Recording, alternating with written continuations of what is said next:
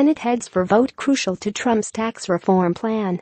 Washington, Reuters. President Donald Trump's drive to overhaul the U.S. tax code headed for a pivotal moment on Thursday, with Senate Republicans poised to approve a budget measure that would help them pass tax legislation without Democratic support.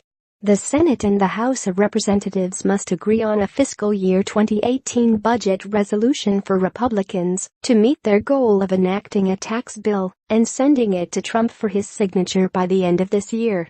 "I think we have the votes for the budget, which will be phase one of our massive tax cuts and reform," Trump told reporters on Thursday.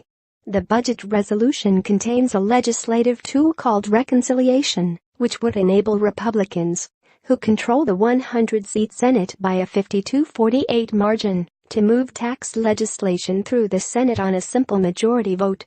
Otherwise, tax reform would need 60 votes and would likely fail.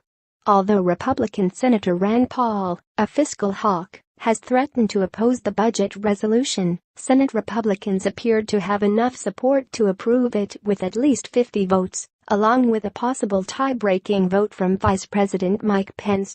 After failing to approve Trump Act legislation to overturn Obamacare, Senate Republicans are under intense pressure to succeed on tax reform, beginning with the budget measure, which would allow tax legislation to add up to $1.5 trillion to the federal deficit over the next decade to pay for tax cuts.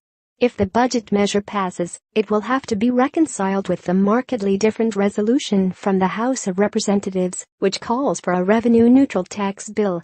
House Republicans say negotiations on a unified measure could take up to 2 weeks, setting the stage for introduction of a House tax bill by early November.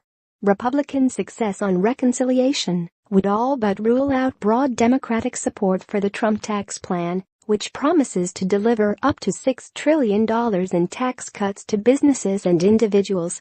There is still a chance to turn back from this budget and the one party legislating that has stymied this Congress and been such folly. Senate Chuck Schumer, the chamber's top Democrat, said ahead of Thursday's vote.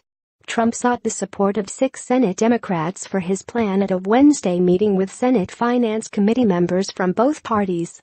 5 of the 6 Democrats, whom the White House described as open to working with Trump on taxes, are up for re-election next year in states that Trump carried in the 2016 presidential election. The White House contends that the Republicans' plan to slash the corporate income tax rate to 20% from 35% would create jobs and boost wages for blue-collar workers. But Senator Ron Wyden, the top Senate finance Democrat, who attended the White House meeting, said he made clear to Trump that Democrats believe his plan would benefit the wealthy, raise taxes on some middle-class Americans and increase the federal deficit. There is a Grand Canyon-sized gap between the rhetoric surrounding this plan and reality, Wyden told reporters. Reporting by David Morgan. Additional reporting by Richard Cowan, Amanda Becker, Doina Chiaku and Susan Heavey. Editing by Bernadette Baum and Alastair Bell.